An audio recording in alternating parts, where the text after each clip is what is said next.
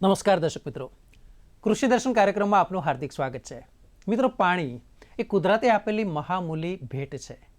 આપણા રોજબરોજના ઉપયોગમાં પાણી ખૂબ જ જરૂરી છે અને તેવી જ રીતે ખેતીમાં પણ વિવિધ પાક લેવા માટે પણ તેનો ઉપયોગ એ અનિવાર્ય છે.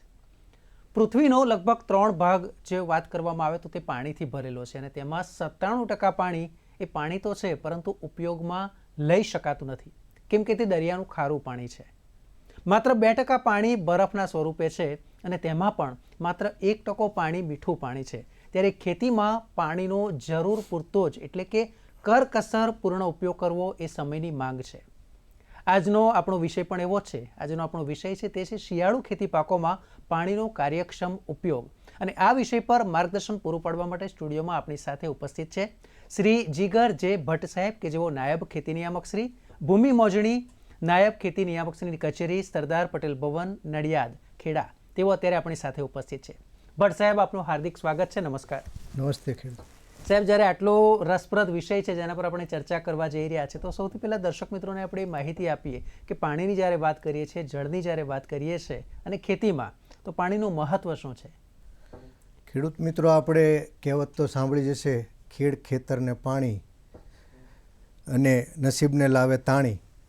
તો આ બાબતમાં તમે જુઓ તો પાણીનું મહત્ત્વ ખેતી માટે ખૂબ જ અગત્યનું એટલે ખૂબ જ મહત્ત્વ ધરાવે છે. જેમ આપણને આંકડા આપ્યા એમ વાત કરું આગળ, તો જે 1% પાણી આપણી પાસે છે એ પૈકી 4% પાણી ભારત પાસે છે.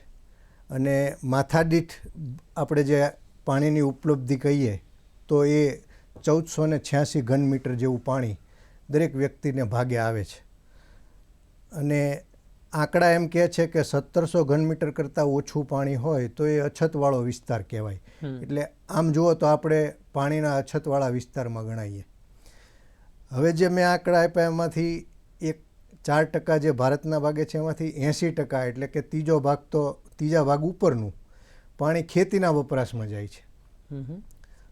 તો મિત્રો, આ વપરાશ આપણે એવી રીતે કરવો પડે કે આ પાણી આપણને કાયમી આપણી પાસે રહે, એનું મહત્ત્વ જળવાઈ રહે અને ખોટો બગાડ ન થાય તે ખાસ કાળજી લઈએ, કેમ કે પાણી વગર ખેતી અશક્ય છે. બિલકુલ સાહેબ, આપણે જે વાત કરી કે ભાઈ પાણીનો ઉપયોગ છે એ ખેતીમાં લગભગ 2/3 જે પાણી છે એ ખેતીમાં વપરાશ થાય છે. જુદી જુદી પદ્ધતિઓ તો છે પાણી પાવાની, પણ સવાલ એ પણ થાય કે ઘણા એમ કે અમે એને જરૂર પૂરતું જ આપીએ છીએ, તો ખબર કઈ રીતે પડે કે બગાડ કરે છે?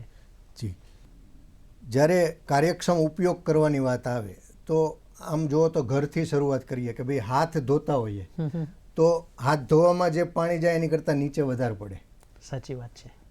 ઘણા ઘણા વિસ્તારોમાં આપણે જોયું છે કે હાથ ધોયેલા પાણીનો ઉપયોગ ફરી થતો હોય છે.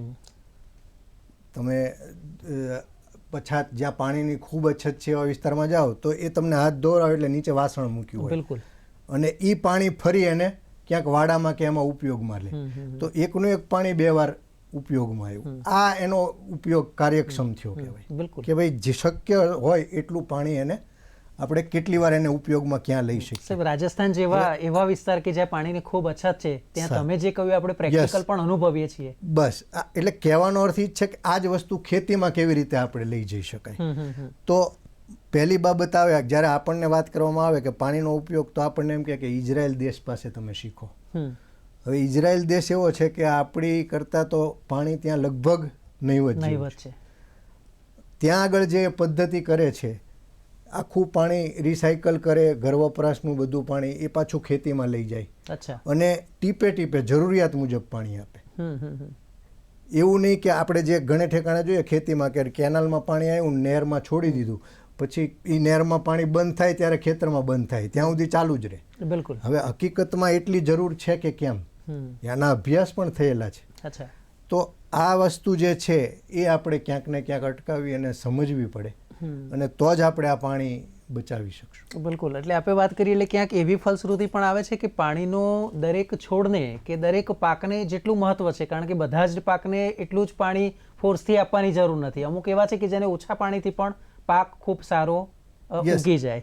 આપણી પાસે પાક પણ જુદા જુદા સમયગાળાના હોય છે. ધારો કે ઘઉં કયો તો 3 મહિના હોય, બરોબર, પણ એરંડા હોય તો એમાં સમયગાળો વધારે હોય તો એને પાણી થોડું વધારે થાય, ઓછા સમયનો પાક હોય તો ઓછું ઓછું પાણી પાણી જોઈએ. જોઈએ. તો આ પદ્ધતિ પ્રમાણે આપણે થોડી જરૂર બિલકુલ. છે જવા. સાહેબ, એક બાબત એ પણ છે કે જ્યારે એક શબ્દ આપણે વિશેષ રૂપે સાંભળતા હોઈએ છીએ કે ભાઈ પાણી છે તેની ઉત્પાદકતા એ સમજવી ખૂબ જરૂરી છે, અને ખેડૂત મિત્રોને પણ આપણે સમજાવવાનો પ્રયાસ કરી કે પાણીની ઉત્પાદકતા કોને કહેવાય. યસ. હવે આપણે એક વસ્તુ સમજીએ કે આપણી પાસે બિયારણ ધારો કે હોય તો એક વખત આપતા હોઈએ, અને બિયારણની થેલી આપણને એના માપ પ્રમાણે મળે છે. 1 એકરમાં કેટલું બિયારણ લેવું એની થેલી જ બજારમાં ઉપલબ્ધ. અચ્છા. કે ભાઈ તમને 40 કિલોમાં બેગમાં પેકિંગમાં ઘઉં મળે, પછી કપાસનું લેવા જાઓ તો 450 ગ્રામનું પેકેટ મળે. ઓકે. તો આ નક્કી થયેલું છે અને ખેડૂતને પણ ખબર છે કે આપણે એક પેકેટ 1 એકરમાં વાપરવાનું છે. એવું જ ખાતરનું છે, એનું પણ પેકેટ તમને તૈયાર મળે છે. 45 કિલોની યુરિયાની બેગ આવે છે.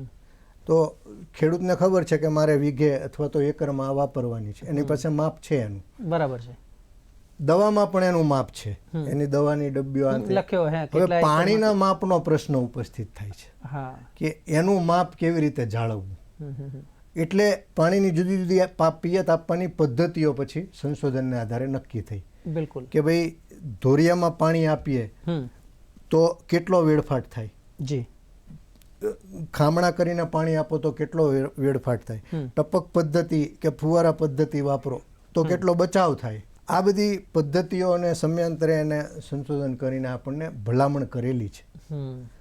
તો આપણે કહી શકાય કે આજે ભલામણ છે તે પ્રમાણે જો આપણે આગળ વધીએ તો ચોક્કસથી પાણીનો આપણે બચાવ. દર્શક મિત્રો, ખૂબ જ રસપ્રદ આપણી ચર્ચા ચાલી રહી છે, કારણ કે પાણીનો કાર્યક્ષમ ઉપયોગ એ સમયની માંગ છે. ત્યારે આપણે શું કરી શકાય, ખેડૂતો શું કરી શકે તે આપણે સમજી રહ્યા છે. આગળ પણ આપણી આ ચર્ચા જારી રહેશે. આપ ક્યાંય જતા નહીં, હાલ સમય છે એક બ્રેકનો.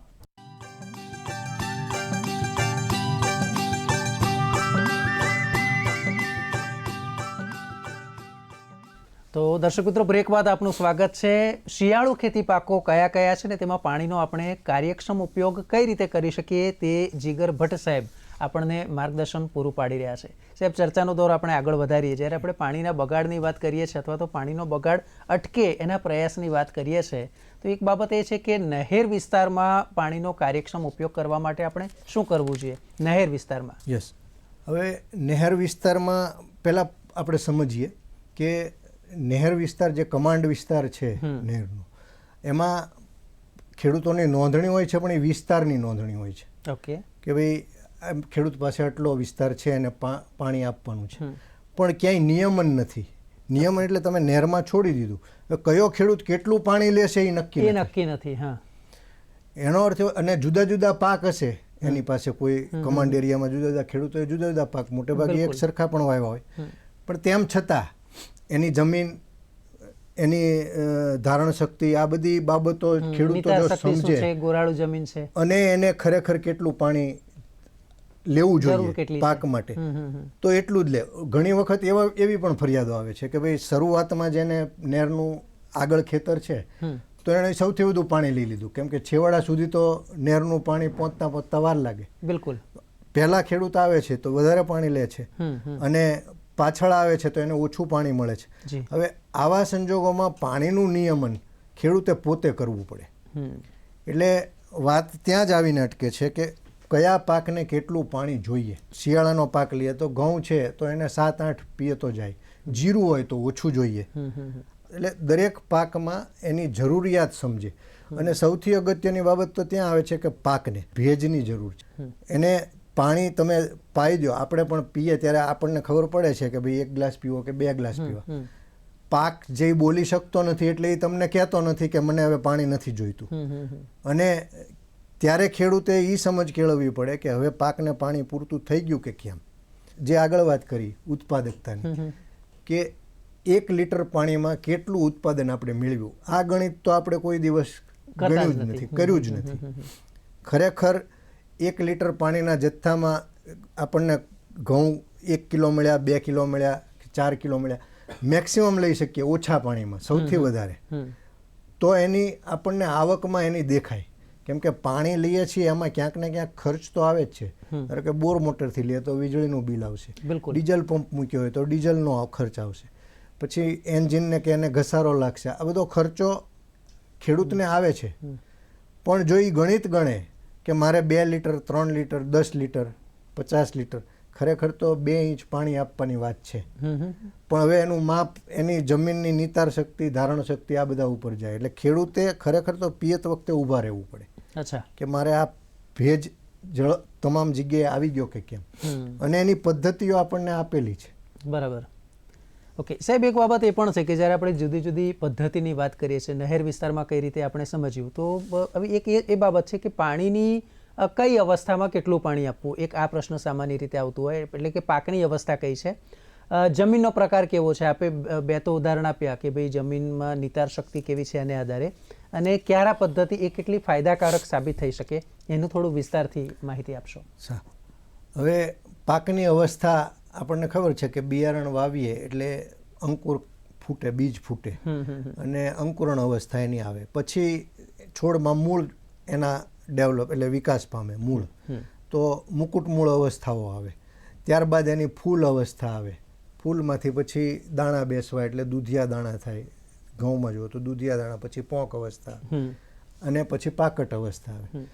આ જે અવસ્થાઓ છે એ અવસ્થાઓ જળવાઈ જાય તો પછી એને વચ્ચે ક્યાંય પિયતની જરૂર પડતી નથી. ઓકે. એની જે આપણને તરસ લાગે ત્યારે આપણે પાણી પીએ. બિલકુલ. બરોબર. પછી હવે તરસ નથી લાગી અને પીએ તો એ પાણીમાં વજન જ થાય છે ખરેખર, પણ એનો કોઈ ફાયદો નથી. એટલે પાણી જે જરૂરિયાત મુજબનું એની અવસ્થા જળવાય પાકની, તો એ એને વધારે ફાયદાકારક છે. બિલકુલ. આજે તમે એને મૂળ એના ડેવલપ થતા હોય, વિકાસ પામતા હોય, અથવા તો ફૂલ બેસતા હોય, એ સમયે પાણી ન આપો અને એની પહેલા કે પછી આપો, એનો કોઈ અર્થ રહેતો નથી. કારણ કે એ વખતે એનો વિકાસનો ગાળો છે, ત્યારે એને પાણીની જરૂર છે. બિલકુલ. આ બાબત ખાસ આવે છે. એવી જ રીતે જ્યારે જમીનની સ્થિતિ કહીએ તો કાળી ને ચીકણી જમીન હોય તો એમાં પાણી ભરાઈ રહે, જલ્દી નીચે નથી જતું. બરાબર. પછી ગોરાળુ જમીન કે રેતાળ જમીનમાં આવો તો એમાં પાણી નિતાર શક્તિ વધારે હોય છે, પાણી નીચે ઉતરી જાય, તરત ઉતરી જાય છે. હવે ત્યાં તમે પાળા પદ્ધતિથી આપવા જાઓ તો પાણી બધું શરૂઆતમાં નીચે ઉતરતું જાય, છેલ્લે તો પહોંચે જ નહીં. તો આવી પરિસ્થિતિમાં ત્યાં કઈ પદ્ધતિ રાખવી, કાળી જમીનમાં કેટલું પાણી આપવું, નિતારવાળીમાં કેટલું પાણી આપવું, આ અને કઈ પદ્ધતિથી આપવું, આ આપણને જો સમજ આવી જાય ખેડૂત મિત્રોને તો ઘણો બધો બચાવ થઈ શકે. બિલકુલ. બટ સાહેબ, અહીંયા મહત્વની બાબત એ છે કે જ્યારે આપણે જુદી જુદી પદ્ધતિની વાત કરીએ છીએ તો ટપક સિંચાઈ તો ઘણા વર્ષોથી આપણે ખેડૂતોએ અપનાવી લીધી છે. ગુજરાતમાં પણ મોટે ભાગે આપણને જોવા મળે છે, તો એની એક માહિતી જોઈએ છે. ફુવારા અથવા તો સ્પ્રિંકલરની જે પદ્ધતિ આપણે કહીએ છીએ એ શું છે, કયા પાક માટે એ ઉપયોગી છે, અને આ સિવાય પોરસ શબ્દ પ્રયોગ પણ સાંભળવા મળતો હોય છે, તો એ શું છે? હવે ટપક પદ્ધતિની વાત કરીએ તો સરકાર પણ એમાં સબસિડી આપે છે કે પ્રોત્સાહિત કરે છે ખેડૂતોને કે ટપક પદ્ધતિ, ડ્રીપ ઇરિગેશન, આ બધી એક જ નામ છે. એટલે આ પદ્ધતિ વાપરવી એટલે કે ટીપે ટીપે પાણી એના મૂળને મળે, એટલે આજુબાજુની જમીનમાં એનો ક્યાંય વેડફાટ થાય નહીં, બાષ્પીભવનની રૂપે ઉડી ન જાય કે અન્ય કોઈ રીતે એનો પાણીનો વ્યય ન થાય, અને સીધું પાણી મૂળને મળે.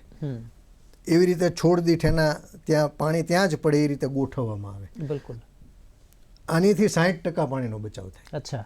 એટલે તમે જો 10 લીટર પાણી એમને પિયત આપી દેતા હો તો આમાં તમારે 4 લીટરમાં જ કામ થાય. બિલકુલ.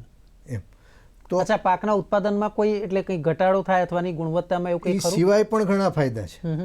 મૂળને પાણી મળવાનું એટલે એની અવસ્થા દીઠ આપણે એને જાળવી શકીએ, યોગ્ય જગ્યાએ પાણી આવશે. એ સિવાય આજુબાજુ પાણી નહીં જાય એટલે ત્યાં ખોટા નિંદામણો નહીં થાય, ખોટી રીતે એનું બાષ્પીભવન નહીં થાય. બિલકુલ.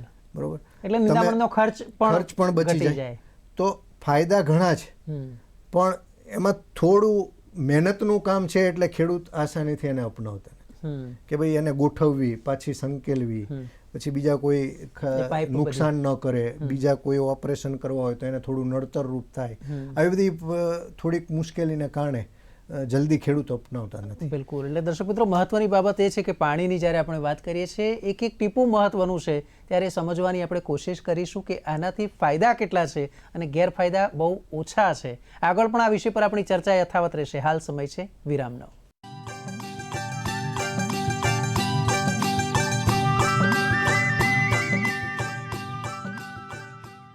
તો વિરામ બાદ આપનું સ્વાગત છે. આપણે જ્યારે વાત કરી રહ્યા છે કે કઈ રીતે આપણે શિયાળુ ખેતી પાકોમાં પાણીનો કાર્યક્ષમ ઉપયોગ કરી શકીએ. જીગર ભટ્ટ સાહેબ આપણને માર્ગદર્શન આપે છે. સાહેબ, ટપક પદ્ધતિની આપણે વાત કરી, બરાબર? એવી રીતે અમુક એવા કયા પાક છે કે જેમાં સ્પ્રિંકલરનો ઉપયોગ થાય અથવા તો એ ફાયદાકારક છે, અને કયા વિસ્તારમાં અને કેવી જમીનમાં? હવે સ્પ્રિંકલર એટલે ફુવારા પદ્ધતિ જેને કહે છે. જી.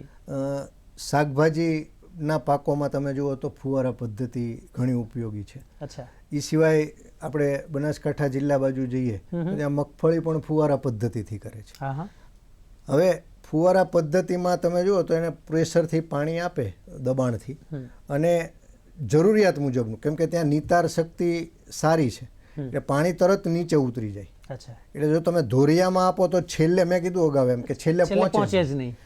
એટલે ત્યાં આગળ આ ફુવારા કરો તો એક સરખું, એક જ દરેક છોડને દરેક જગ્યાએ સરખું પાણી વિતરણ થાય, ન્યાય મળે દરેકે દરેક છોડને. એટલે ફુવારા પદ્ધતિ મોટા ભાગે જે વેલાવાળા કે નીચે આમ પથરાયેલા હોય એવા પાકો હોય તો એને સરળતાથી એમાં એનો ઉપયોગ થઈ શકે. શાકભાજી પાકો માટે શાકભાજી પાકો હોય છે, મગફળી પણ નીચી રહે, એને પણ ઉપયોગમાં આપણે લઈએ છીએ અને ઘણી ફાયદાકારક છે. એમાં લગભગ 25-30% જેવો તો પાણીનો બચાવ થાય છે આપણે. અને ત્રીજી એક પદ્ધતિ સર, પોરસ પદ્ધતિમાં પણ એક ટપક પદ્ધતિ જેવું જ છે. એ પણ એને જગ્યાએ પાણી પડે, આપણે જો છોડ છે ત્યાં જ પાણી પડે એ ટાઈપની વ્યવસ્થા. એટલે એમાં ઘણીવાર કોઈ માટલા મૂકીને પણ કરતા હોય છે કે ભાઈ માટલામાં પાણી ભરે, માટલામાં નાનું અમથું કાણું હોય અને પાણી ત્યાં એને મળે. ટૂંકમાં ભેજ જળવાઈ રહે. બરાબર. જમીનનો જે છોડ જ્યાં છે ત્યાં પાણીનો ભેજ જળવાઈ રહે.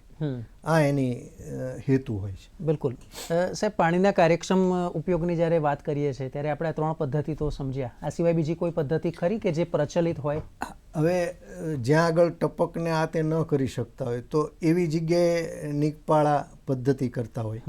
લાંબા ક્યારા બને ત્યાં સુધી ન રાખવા, કેમ કે લાંબા ક્યારામાં એ જ પાછું કીધું એમ કે ભાઈ આગળ પાણી પહોંચતું નથી, અથવા તો નિતાર શક્તિ વધારે હોય કે કોઈ પણ સ્થિતિમાં પાણીનો વેડફાટ, એનો બગાડ વધારે થાય છે. એટલે નાના ક્યારા કરવા અથવા નાના નીકપાળા હોય. એ સિવાય ધારો કે બાગાયતી પાકો હોય, મોટા વૃક્ષો કાતે, તો ખામણા કરી દઈએ. વેલાવાળા શાકભાજીમાં પણ ખામણા કરે છે કે એ છોડને ત્યાં એના ખામણામાં પાણી રહે. એટલે જેમ કે આંબો છે, કયા બાગાયતી પાકો? આંબા, બધા મોટા જેટલા ઝાડ થાય છે એ બધામાં ખામણા પદ્ધતિ કરો તો એ જગ્યાએ જ પાણી, એના થડને ફરતું ગોળ સર્કલ કર્યું અને એમાં પાણી ભરવાનું, એમાં જ પાણી ભરવાનું. એટલે એ વપરાશ એનો યોગ્ય કાર્યક્ષમ કહેવાય. બિલકુલ, એના મૂળ સુધી પહોંચે. એટલે આવી પદ્ધતિઓ, બાકી ડ્રીપ અને સ્પ્રિંકલર તો આપણી છે, એ બેસ્ટ છે. બિલકુલ. અચ્છા સાહેબ, ઘણીવાર આપણે જોઈએ છીએ ખેતરમાં જ્યારે આપણે વિઝિટ કરીએ તો પ્લાસ્ટિકનું એક આવરણ જેવું હોય છે અને વચ્ચેથી પેલો છોડ ઉગી નીકળે છે. એટલે સામાન્ય રીતે કાળા કલરનું આવરણ હોય છે. તો એટલે ખેડૂતની ભાષામાં એને આપણે એને શું કહેતા હોય છે ને એનાથી શું ફાયદો થાય? અને આચ્છાદન પદ્ધતિ કહે છે, મલ્ચિંગ, જેને સામાન્ય રોજબરોજના ઉપયોગમાં આપણે લેતા હોઈએ છીએ. એ આચ્છાદન એટલે કોઈ પણ આવરણ તૈયાર કરવું. હવે એમ પ્લાસ્ટિકનું મળે છે. પ્લાસ્ટિકની આપણે ના પાડતા હોઈએ તો ધારો કે ઘઉંનું કે ડાંગરનું પરાળ હોય અથવા તો એવો કોઈ કચરો હોય કે જે તમે એને પાથરી દેવાનું. એનાથી શું થાય છે કે તમારો જે પાણીનો ભેજ છે, એટલે ભેજ છે જમીનનો જળવાય, બાષ્પીભવનથી પાણી ઉડી ન જાય. કેમ કે ખૂબ ગરમી પડતી હોય તો પાણી તરત જ બાષ્પીભવનમાં જતું રહે અને એ વેડફાટ એનો વધારે હોય છે. બીજું એ કે તમે એ આચ્છાદન કર્યું હોય તો નિંદામણના પ્રશ્નો પણ થોડા તમારા હલ થઈ જાય. ખાસ પાકનું જે સ્પર્ધા કરતું હોય ને એ નિંદામણ છે. એટલે પાકને પાણી આપવા જાવ ને નિંદામણ પાણી લઈ જાય તો એ તમારો બગાડ છે, એનો ઉપયોગ નથી. જેને પોષણની જરૂર છે એને મળતું નથી, બાજુનું નિંદામણ જે છે, બિનજરૂરી છોડ છે, પાછું એ નિંદામણ કાઢવાનો ખર્ચો વધારે આવે છે. એટલે આ બાબતે ખાસ એને કાળજી બિલકુલ. સાહેબ, હવે એક બાબત આપણે એ જાણીએ કે શિયાળુ પાકની વાત કરીએ છીએ ને તો આપણે એક કામ કરીએ, હું કેટલાક પાકના નામ બોલું, એમાં ખાસ કરીને કેટલી પિયત આપવી અને કઈ રીતે તેનો કરકસરપૂર્ણ ઉપયોગ. ઘઉં, જીરું, ચણા. ઘઉંમાં પિયત આપણે વધારે ભલામણ કરેલ છે, છતાંય ખેડૂત મિત્રોએ દરેક આમાં જે ભલામણ હોય છે એમાં પણ આપણી પાસે પાણી ઉપલબ્ધ કેટલું છે એ પહેલાં જોવાનું થાય. અને એમાં એની અવસ્થાઓ ખાસ નક્કી કરવાની થાય. ધારો કે ઘઉંની વાત કરીએ તો મુકુટ મૂળ અવસ્થા છે. આ જ અવસ્થાએ પાણી ન આપીએ તો છોડ નબળો થશે.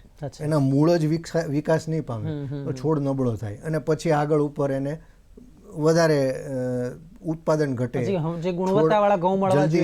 જલ્દી જીવાત કે આ તે બધો પ્રશ્ન ઉપસ્થિત થવા માંડે. એટલે કુપોષણ કહેવાય. એ જરૂરી વિકાસ ન પામે. બીજી અવસ્થા એની ફૂટની આવે છે. સારી ફૂટ જે ટીલ નીકળતી હોય તો એ અવસ્થા જો એની જળવાઈ જાય પાણીમાં આપવામાં તો એ ખાસ જાળવવી જોઈએ. પછી એની અવસ્થા ગાભની અવસ્થા આવે, ફૂલની અવસ્થા આવે. આ એકાદ અવસ્થા તમારી પાસે પિયત ઓછું હોય તો ચૂકાઈ જાય તો ચાલે, પણ શક્ય હોય ત્યાં સુધી જેમ મલ્ચિંગની વાત કરી તો ભેજ જળવાઈ રહે એવો પ્રયત્ન આપણે કરવો જોઈએ. પછી દૂધિયા દાણાની અવસ્થા આવે, પોંક અવસ્થા આવે. સૌથી અગત્યની વાત એ છે કે દાણા અવસ્થા સાહેબ એટલે અત્યારે જે શિયાળામાં આપણે કહેતા હોય છે કે જે પોંકની ખાવાની સિઝન આવી. હવે એ પોંક અવસ્થામાં એને પાણી આપી દો એટલે દાણા તમારા સેટ થઈ ગયા, બેસી ગયા. આ પછી પિયત આપવાનું થતું જ નથી. અચ્છા, પછી જરૂર નથી. છતાં ઘણીવાર એવું ખેડૂત હોય કે હવે જમીન કોરી પડી ગઈ તો થોડું પાણી આપી દે, પણ એનો કોઈ ફાયદો નહીં. એટલે જે અવસ્થાઓ છે પાકની એ મુજબ જ જો પાણી આપવામાં આવે તો પણ બગાડ આપણો અટકી શકે છે. એવી રીતે જ્યારે જીરુની વાત કરીએ તો જીરુને ઓછું પાણી જોઈએ છે. સમયની મર્યાદા છે આપણી પાસે, પણ જીરુની જે આપ વાત કરતા હતા એ પૂરી કરશો. હા, એમાં પાક ઉગાવવાનો હવે ડાળી અવસ્થા આવે, ફૂલ અવસ્થા આવે, દાણા બેસવાની. દરેક પાકમાં દાણા બેસી ગયા પછી પાણી પિયત આપવાની જરૂર નથી. એનીથી એની જે પાકટ અવસ્થા છે એ મોડી જાય છે અને નબળા દાણા કે એવું કંઈ થવાની શક્યતાઓ રહે છે. સરખી પાકી નથી શકતી. એટલે ખાસ આ ધ્યાનમાં રાખવાની જરૂર છે ખેડૂતે કે ક્યારે પાણી આપવું અને ક્યારે ન આપવું. હા, એટલે દર્શક મિત્રો આપણે કહી શકાય કે જે ખેડૂત મિત્રો છે એને સમજવાની કોશિશ કરવી પડે કે જે પાણી છે ભલે કદાચ આપણે કહેતા હોય કે કુદરતી આપેલું છે, મફત છે, પરંતુ તે મફત નથી. કારણ કે જેટલો તમે શક્ય તેટલો ઉપયોગ કરશો તો જ તમે ફાયદામાં રહેશો. તો જીગર ભટ્ટ સાહેબ, આપ સ્ટુડિયોમાં પધાર્યા, દર્શક મિત્રોને આ વિષય પર ખૂબ સુંદર માહિતી આપી, એ બદલ આપનો ખૂબ ખૂબ આભાર. તો દર્શક મિત્રો, મને આશા છે કે આજનો આ કાર્યક્રમ આપને પણ ખૂબ જ પસંદ પડ્યો હશે. અને હા, આપ પણ જે પદ્ધતિથી ખેતી કરો છો એમાં એ બાબતની કાળજી રાખજો કે પાણીનો શક્ય તેટલો કરકસરપૂર્ણ ઉપયોગ થાય. તો અત્યારે બસ આટલું જ. મને આપશો રજા. નમસ્કાર.